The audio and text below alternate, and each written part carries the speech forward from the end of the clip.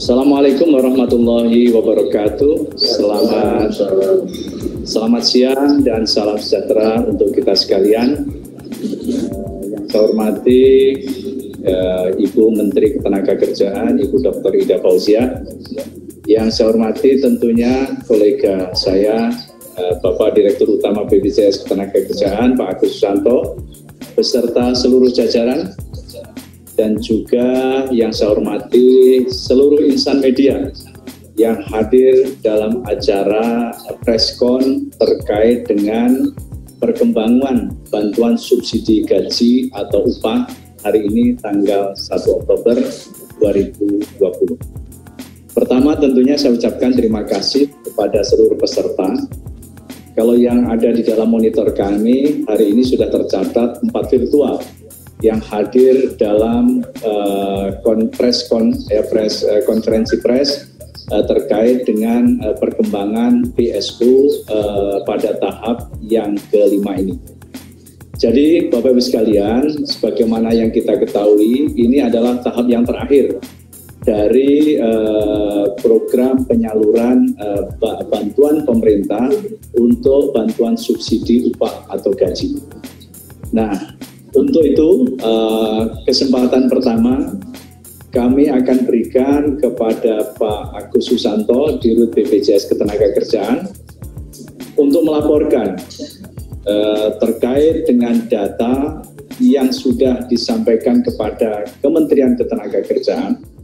Dan selanjutnya nanti Ibu Menteri akan menyampaikan paparan terutama terkait dengan kebijakan untuk PSU pada saat ini dan tentunya pada saat yang akan datang, terutama setelah melihat capaian dari jumlah yang disalurkan untuk bantuan subsidi upah ini.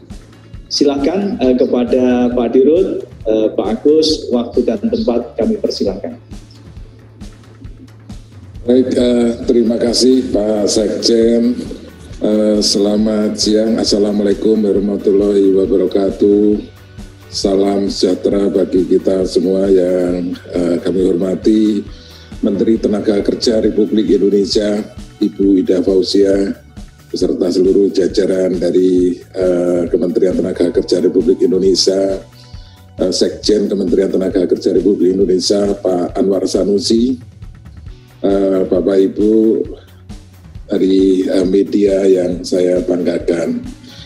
Terima kasih atas kesempatannya. Pada saat ini kami ingin melaporkan dan mengupdate laporan akhir penyediaan data calon penerima bantuan subsidi upah data per 30 September 2020.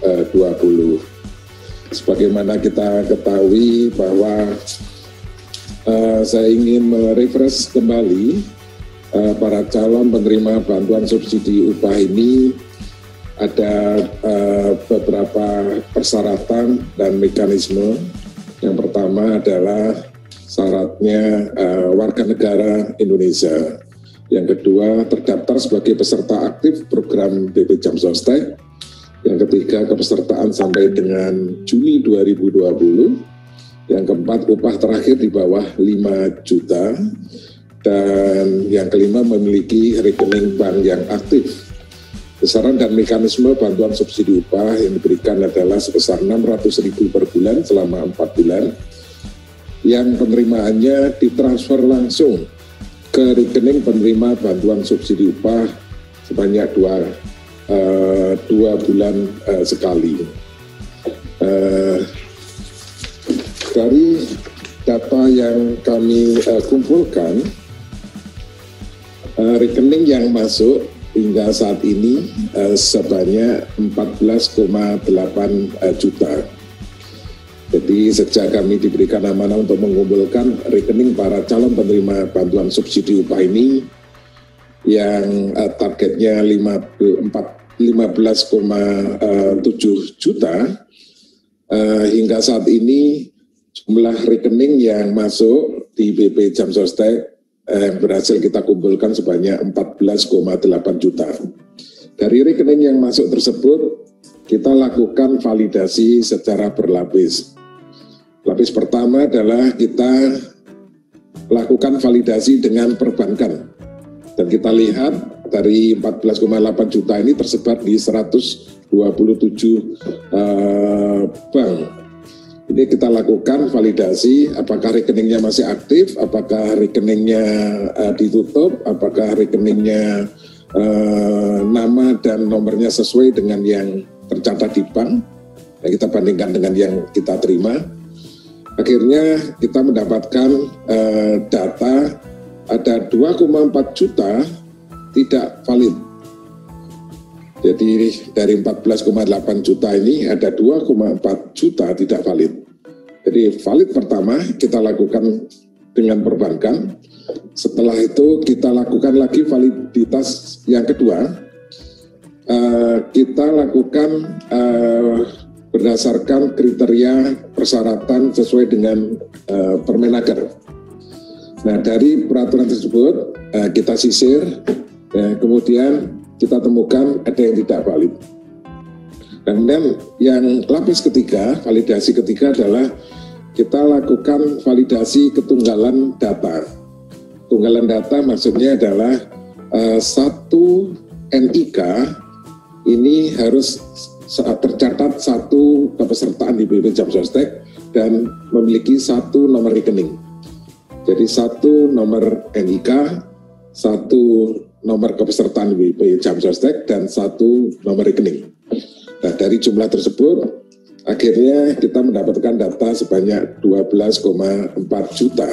Artinya ada 2,4 juta yang tidak valid. Nanti di belakang kami sampaikan ya 2,4 juta itu validnya seperti apa. Dari 12,4 juta ini nah ini yang tadi saya sampaikan bahwa dari data 2,4 juta ini yang tidak valid 75% karena tidak sesuai dengan kriteria Permenaker nomor 14 tahun 2020. Di antaranya adalah upahnya di atas 5 juta. Kemudian kepesertaannya tercatat di BP Jam Sostek setelah bulan Juni. Ini ada 1,8 juta. Kemudian ada sebanyak 25% atau sebanyak 600.000 ini tidak valid karena gagal konfirmasi ulang. Jadi pada waktu kami lakukan validasi, ya tidak valid, kita kembalikan kepada perusahaan untuk dilakukan konfirmasi ulang atau perbaikan, namun hingga hari terakhir kemarin gagal konfirmasi ulang, artinya kami tidak menerima balikan dari koreksi tersebut, yaitu sebanyak 600.000. Sehingga total yang tidak bisa dilanjutkan, yang tidak kita serahkan, itu sebanyak 2,4 juta. Tapi data yang valid 12,4 juta tersebut sudah kita serahkan kepada melalui beberapa batch, yaitu yang batch pertama sebanyak 2,5 juta, batch kedua 3 juta, batch ketiga 3,5 juta, batch keempat 2,8 juta, dan batch kelima ini kita lakukan 2 kali kemarin. Di tanggal 29, ini batch kelima 578.230,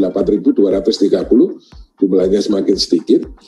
Dan hari kemarin, hari terakhir, tanggal 30 September, batch kelima susulan, ini sebanyak 40.358. Sehingga total data yang sudah kita serahkan sebanyak 12.418.588. Namun demikian dari data tersebut, dari batch 1, batch 2, dan batch 4 ini ada retur, ada pengembalian. Jadi ada data yang dikembalikan dari Kemenaker ke BP Jam Sostek untuk diperbaiki. Yaitu di batch pertama dikembalikan sebanyak 15.000, kemudian batch keempat itu ada 4.000-an, dan batch kedua 4.000, batch keempat ada 148.000. Dari yang dikembalikan tersebut totalnya 165.841. Ini sudah kita perbaiki. Yang kita kembalikan ada 137.000, namun masih ada yang sisa retur yang belum bisa diperbaiki. Dari data tersebut, mungkin saya kembali ingin saya summarize bahwa dari target 15,7 juta, jumlah rekening yang bisa kita kumpulkan dalam 3 minggu ini sebanyak 14,8 juta. Kemudian yang kita serahkan ke Kemenaker 12,4 juta. Kemudian yang tidak kami serahkan, artinya ini kita drop karena regulasi tersebut, sebanyak 2,4 juta. Saya kira demikian Pak Sekjen, update laporan terakhir dari pengumpulan data calon penerima bantuan subsidi upah dari BP Jamsostek yang bisa saya laporkan. Terima kasih. Wassalamualaikum warahmatullahi wabarakatuh. Waalaikumsalam warahmatullahi wabarakatuh. Terima kasih Pak Agus Santo, Dirut BPJS Ketenagakerjaan atas laporan yang sangat rinci terkait dengan data yang sudah diserahkan kepada Kementerian Ketenagakerjaan. Saya mencatat tadi ada 14,8 juta data yang diserahkan selama sebanyak 6 tahap secara berturut-turut, atau kita kenal sering istilahnya adalah batch ya, batch 1 sampai batch 6. Nah, ini terakhir data yang valid ini adalah ada 12,4. Nah, Bapak Ibu sekalian, selanjutnya sebelum kami menunggu arahan, mendengarkan arahan dan juga penjelasan dari Ibu Menteri Tenagakerjaan, saya ingin menampilkan satu bumper yang sebetulnya ini adalah juga semacam summary dari data-data berapa jumlah subsidi yang sudah kami salurkan kepada yang menerima. Silakan kepada tim untuk bisa menyampaikan bumper tersebut.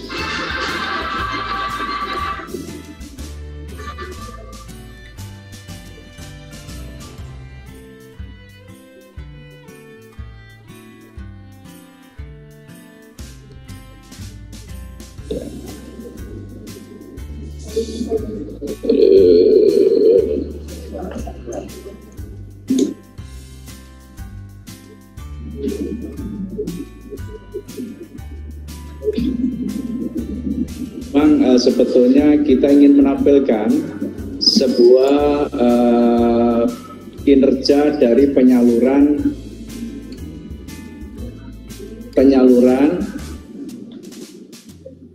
bantuan subsidi upah yang sudah kami salurkan. Kami menyampaikan tadi kalau dari bumper tadi pada batch pertama ini sudah kita salurkan 99,38%. Kemudian batch kedua ini 99,38%. Batch ketiga 99,32%. Dan batch yang keempat 69,18%. Sehingga secara total rata-rata kita sudah menyalurkan kepada 92,4%. Jadi kurang lebih sudah sekitar 10,7 menerima. Nah, ini yang nanti akan dijelaskan oleh Ibu Menteri. Kira-kira setelah kita menunggu dari data yang terakhir yang disampaikan kepada kami, ya adalah hari kemarin yang paling lambat, karena memang harus kami terima paling lambat tanggal 30 September, berarti kemungkinan ada sisa anggaran.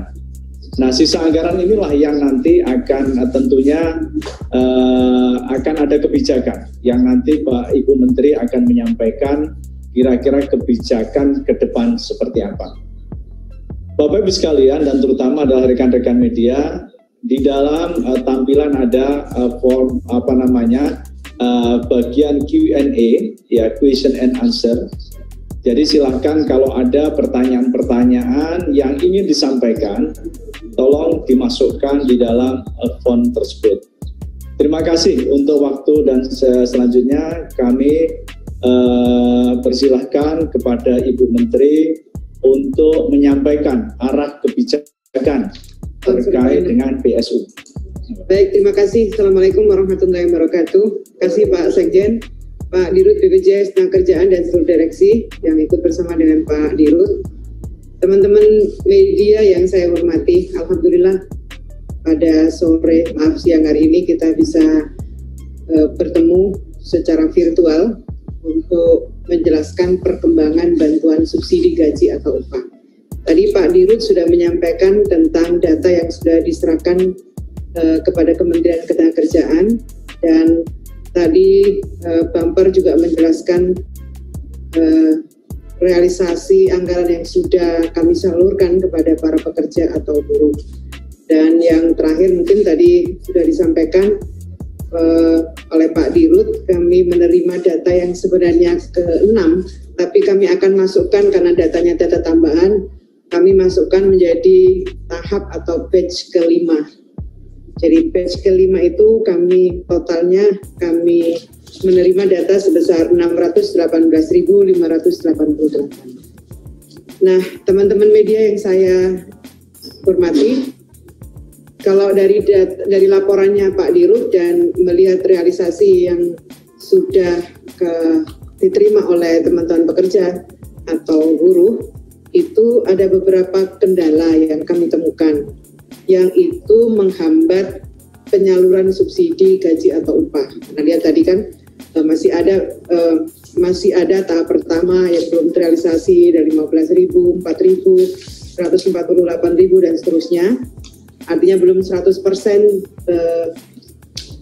subsidi itu diterima oleh para pekerja. Itu kendalanya adalah antara lain karena ada duplikasi rekening yang sudah tutup, rekeningnya pasif, rekening tidak valid dan dibekukan. Kendala lainnya adalah rekeningnya pekerja itu tidak sesuai dengan NIK atau rekening tidak terdaftar. Ini saya kira yang menjadi kendala kenapa penyaluran itu belum 100% diterima oleh teman-teman yang berhak menerima, tentu saja. Saya menyampaikan kepada teman-teman pekerja, jangan khawatir, kami berupaya sebaik mungkin untuk memeriksa dan melakukan checklist sebelum menyalurkan bantuan tersebut melalui bank-bank penyalur. Jadi ini fungsi kami setelah mendapatkan data yang sudah divalidasi oleh BPJS Ketenagakerjaan, kami melakukan checklist agar benar-benar data itu sesuai dengan data yang dikirimkan oleh para penerima. Saya buka masker ya.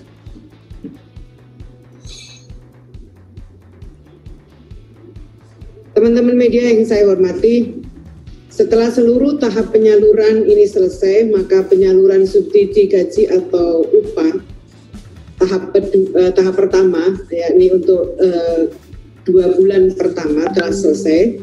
Selanjutnya kami akan melakukan evaluasi terhadap seluruh pelaksanaan penyaluran subsidi gaji atau upah pada termin yang pertama ini. Lalu pertanyaannya, kapan termin kedua akan dimulai? Insya Allah kami berupaya sebelum bulan November. Untuk subsidi bulan November dan Desember kami upayakan sebelum tiba bulan November kami akan lakukan atau kami akan salurkan subsidi untuk termin kedua. Teman-teman media yang saya hormati, selain para pekerja yang bergaji di bawah 5 juta, ada sektor lain yang juga sangat membutuhkan bantuan subsidi gaji atau upah ini. Sebagaimana harapan itu disampaikan kepada Kementerian Ketenagakerjaan, ada teman-teman guru honorer yang ada di lingkungan Kementerian Pendidikan dan Kebudayaan, guru-guru honorer di lingkungan Kementerian Agama, guru-guru ngaji yang selama ini memang membutuhkan dari pemerintah. Kami, Kementerian Ketenagakerjaan, akan menyerahkan sisa anggaran yang sudah dialokasikan di anggaran Kementerian Ketenagakerjaan untuk pekerja sebagaimana yang sudah dilakukan selama ini, untuk pekerja dengan upah di bawah 5 juta. Uang ini kami akan serahkan ke bendahara negara, selanjutnya akan direlokasi untuk bantuan penghasilan bagi guru honorer, guru agama tersebut oleh Kemendikbud maupun Kemenak yang akan menjadi leading sektor. Sekali lagi, saya aspirasi yang disampaikan kepada kami akan teruskan dengan menggunakan anggaran yang ada di Kementerian Ketenagakerjaan. Kami akan kembalikan ke bendahara negara dan nanti leading sektornya adalah teman-teman Kemendikbud dan Kementerian Agama. Kami sungguh berharap bantuan ini benar-benar dapat meringankan kehidupan teman-teman para pekerja, terutama teman-teman yang terdampak COVID-19 ini. Secara makro, estimasi yang kami lakukan sementara ini menunjukkan bahwa subsidi gaji atau upah ini mampu mendorong konsumsi rumah tangga sekitar 0,4 sampai 0,7%. Meningkatnya konsumsi rumah tangga ini dapat mengungkit pertumbuhan ekonomi yang pada akhirnya dapat meningkatkan kesejahteraan masyarakat. Sekali lagi kami sampaikan, subsidi gaji atau upah ini adalah salah satu upaya kita bersama melakukan dan mendukung pemulihan ekonomi nasional akibat dari pandemi COVID-19 ini. Oleh karena itu sekali lagi kami berharap bantuan pemerintah ini digunakan oleh teman-teman pekerja untuk memenuhi kebutuhan teman-teman pekerja. Saya ingatkan, gunakan, belanjakanlah sesama pelaku UMKM kita untuk mendukung juga pelaku UMKM kita. Saya kira itu, tetap jaga kesehatan, jangan lupa selalu ikuti protokol kesehatan. Salam sayang saya untuk seluruh keluarga teman-teman pekerja. Terima kasih. Assalamualaikum warahmatullahi wabarakatuh. Waalaikumsalam warahmatullahi wabarakatuh. Terima kasih kepada Ibu Menteri. Kami mencatat, Bu, ini sampai saat ini sudah ada 3 penanya yang bertanya terkait dengan sisa anggaran yang ada, apa bisa diberikan kepada peserta BPU, bukan penerima upah, yang juga terdampak pada saat pandemi ini. Kemudian ini relevan dari Ibu Lydia Panjaitan. Ini kalau yang pertama tadi dari Tri dari Poskota. Kalau Ibu Lydia menanyakan, Ibu untuk mengkonfirmasi berarti penerima bantuan subsidi upah totalnya ada 12,4 juta pekerja dan tidak akan ditambah lagi kah, Bu? Artinya ada tambahan data lagi enggak? Kemudian pertanyaan sama dengan yang pertama tadi, Ibu, apakah sisa anggaran bisa direlokasi untuk pekerja untuk pekerja honorer dan kira-kira besarnya berapa? Ini pertanyaan pertama. Pertanyaan kedua, ini tanya, kapan kira-kira BSU termin ketiga dan keempat disampaikan? Mungkin ini dulu. Ya, baik. Yang tadi sudah saya sampaikan, sisa anggaran yang ada tadi akan kami kembalikan ke kas negara. Aspirasi yang disampaikan kepada Kementerian Ketenagakerjaan yang juga direspon oleh PEN dan juga Bapak Presiden sendiri, aspirasinya teman-teman guru honorer, baik yang ada di lingkup Kementerian Agama maupun yang ada di lingkup Kementerian Pendidikan dan Kebudayaan, ini kami akan sampaikan kembalikan ke kas negara untuk disalurkan kepada guru honorer. Nah, pertanyaannya bagaimana dengan teman-teman BPU, nanti kami akan mendiskusikan lagi, tapi sementara ini memang kami dialokasikan untuk guru honorer. Yang pertanyaan berikutnya, pertanyaan kapan? apakah sudah ada rencana BSU termin 3, 4, dan 5? Ya, termin ke-4. Termin sekarang sudah masuk termin ke-4. 4 sudah berjalan, sudah 64%. Termin ke-5 itu datanya baru diterima kemarin.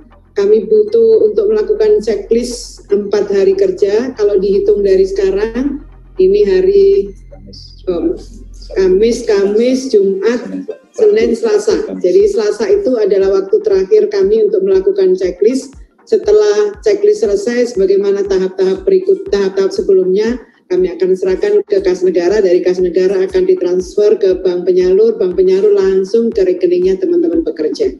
Jadi mohon maaf, nih pertanyaannya kan kita sudah realisasi tahap 4 dan akan pada tahap yang kelima. Terima kasih Bu Menteri. Ada masih 2 pertanyaan Ibu. Yang ya ini dari Sindo, dari Mas atau Mbak ini, Bayi Haki. Sisa anggaran yang kira-kira berapa Bu? Nah, ini. Kemudian yang kedua kira-kira berapa Bu? Nah, ini.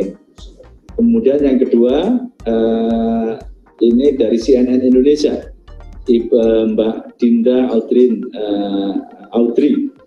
Ibu mau memastikan juga total dana yang akan dikembalikan ke kas negara berapa dan kira-kira kapan dana itu akan dikembalikan. Tadi dua-duanya hampir sama Bu. Iya, hampir sama. Berapa? Gitu? Jadi yang pertama kami setelah realisasinya benar-benar sudah dituntaskan, data masuk dan sudah divalidasi, retur data-data nomor rekening yang tidak aktif kemudian ketahuan aktif kembali. Setelah semuanya clear dan baru kami akan serahkan ke kas negara sisanya. Jadi angka persisnya sampai realisasi tahap ke-5 itu selesai baru ketahuan. Tapi kira-kira seperti yang disampaikan oleh Pak Dirut tadi, dana ini kami gunakan untuk 12,4 juta. Kira-kira 12,4 juta, jadi sisanya akan kami kembalikan ke kas negara. Ya. Ini mungkin kesempatan pertanyaan terakhir. Mohon izin kepada para teman-teman wartawan ya. Ini menanyakan kira-kira apakah hanya tenaga honorer yang sifatnya guru atau tenaga pendidik Bu? Ini tanya honorer kan macam-macam. Nah ini kira-kira apakah bisa dimungkinkan di sektor lain? Ini yang tanya dari Mas Seksar Akbar. Terus kemudian nanya juga dari Komering, Pak Azwar Komering, dia nanya guru honorer itu berapa sih jumlahnya? Mungkin ini. Ya, yang pertama data pastinya tentu ada di 2 kementerian, baik Kementerian Pendidikan dan Kementerian Pendidikan dan Kebudayaan maupun Kementerian Agama. Data yang pasti karena itu bukan dalam domain Kementerian Ketenagakerjaan. Sementara kami mendengar ada 1,6 juta, tapi saya kira angka yang pasti tentu bukan domain kami untuk lebih detail menjawabnya. Memang sementara ini sisa anggaran dari yang ada di Kementerian Ketenagakerjaan ini sementara dialokasikan untuk guru honorer. Kami tentu akan membicarakan lebih lanjut dengan teman-teman yang ada di PEN. Saya rasa teman-teman wartawan terima kasih. Ini masih banyak penanya dan mohon maaf tidak semuanya kami bisa jawab. Namun demikian nanti kami dari Kementerian Ketenagakerjaan siap untuk memberikan respon terhadap pertanyaan-pertanyaan yang mungkin diajukan terkait dengan program bantuan subsidi upah. Sebelum mungkin akhiri, ada mungkin jawaban atau closing statement dari Pak Dirut. Baik, terima kasih Pak Sekjen. Jadi setelah hampir 1 bulan ini kita bekerja keras untuk mengumpulkan rekening, ya saya kira kita telah memiliki sumber data yang valid, yang lengkap. Jadi kalau nanti akan digunakan oleh kementerian lain, data tersebut kita sudah bisa digunakan, dimanfaatkan. Mudah-mudahan nanti ada program-program lain yang bisa disinergikan antar lembaga dan kementerian.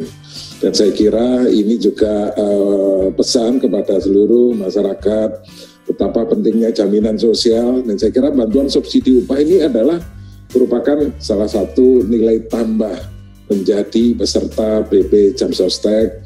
Selain mendapatkan perlindungan jaminan sosial ketenaga kerjaan berupa perlindungan atas risiko kecelakaan kerja, risiko kematian, risiko hari tua, dan juga memasuki masa pensiun. Sekali lagi kami menghimbau kepada seluruh pekerja, pastikan bahwa Anda telah memiliki perlindungan jaminan sosial ketenaga kerjaan. Pastikan Anda sudah terdaftar. Lihat kepesertaan Anda di website kami, lihat data-data Anda di website kami, apakah upah yang dilaporkan adalah upah yang sebenarnya, karena kalau upah yang dilaporkan tidak sesuai dengan upah yang Anda terima, maka ini akan merugikan para pekerja. Karena apa? Karena dasar upah inilah yang dijadikan acuan untuk menghitung manfaat yang akan diterima apabila harus mendapatkan santunan dari BP Jam Sostek. Dan kepada perusahaan juga kami himbau untuk memastikan seluruh karyawannya didaftarkan di BPJS Ketenagakerjaan, karena ini adalah perintah undang-undang dan harus memberikan perlindungan kepada seluruh pekerja. Dan kami BP Jam Sostek mengucapkan terima kasih selama ini kepada seluruh perusahaan yang telah mendaftarkan, yang telah patuh untuk membayar iuran kepada seluruh pekerjanya. Dan saya kira bantuan subsidi upah ini adalah bentuk apresiasi dari pemerintah atas kepesertaan, atas kepatuhan untuk mendaftarkan dan membayarkan iuran di BP Jam Sostek.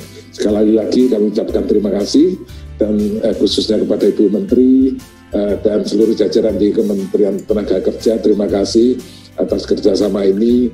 Kami siap Bu untuk terus bekerja sama, kami siap untuk menyampaikan data-data kami, terutama untuk membantu para pekerja meringankan beban mereka di tengah kondisi pandemi COVID-19. Saya kira itu yang kita bisa kami sampaikan. Terima kasih Pak Sekjen. Untuk menutup acara ini kami mohon Ibu Menteri berkenan untuk memberikan closing statement dalam rangka penyaluran bantuan subsidi upah untuk termin yang ke-5 dan ke-6. Baik, pertama saya juga ingin menyampaikan terima kasih kepada BPJS Ketenagakerjaan melalui Pak Dirut atas seluruh kerja kerasnya untuk memvalidasi data teman-teman pekerja yang berhak mendapatkan subsidi gaji atau upah. Saya juga menyampaikan terima kasih kepada perusahaan-perusahaan yang selama ini mempercayakan BPJS Ketenagakerjaan sebagai lembaga penyelenggara jaminan ketenagakerjaan. Ini kepercayaannya harus dijaga Pak Agus. Mudah-mudahan hikmah di balik program ini justru akan meningkat kepesertaan teman-teman pekerja di Indonesia ini. Saya juga mendorong kepada seluruh teman-teman pekerja, kalian sekarang baru merasakan bagaimana manfaatnya menjadi peserta BPJS Ketenagakerjaan. Mudah-mudahan apa yang dilakukan oleh pemerintah ini meringankan beban akibat dari pandemi COVID-19 ini. Dan yang berikutnya saya juga ingin menyampaikan sekali lagi kepada teman-teman yang memberikan terutama kepada teman-teman guru honorer yang ada di Kemendikbud maupun di Kementerian Agama yang menyampaikan aspirasinya kepada kami untuk mendapatkan bantuan yang sama. Sekali lagi kami mengerti sekali apa yang menjadi aspirasinya teman-teman semua. Oleh karena itu, setelah semua data yang ada yang sudah diverifikasi dan divalidasi oleh BPJS Ketenagakerjaan itu diserahkan kepada kami, dan close-nya pada saatnya akan kami serahkan untuk bisa membantu teman-teman guru honorer. Mudah-mudahan ini benar-benar bisa membantu meringankan beban teman-teman semua. Sekali lagi terima kasih semuanya. Terima kasih. Wassalamualaikum warahmatullahi wabarakatuh. Waalaikumsalam warahmatullahi wabarakatuh. Terima kasih kepada Bu Menteri dan terima kasih juga kepada seluruh rekan-rekan wartawan. Insya Allah kita akan bertemu lagi dalam penyaluran bantuan subsidi upah untuk bulan ketiga dan bulan keempat. Terima kasih atas kerjasamanya selama ini. Dan semuanya, salam sehat. Assalamualaikum warahmatullahi wabarakatuh. Waalaikumsalam warahmatullahi wabarakatuh.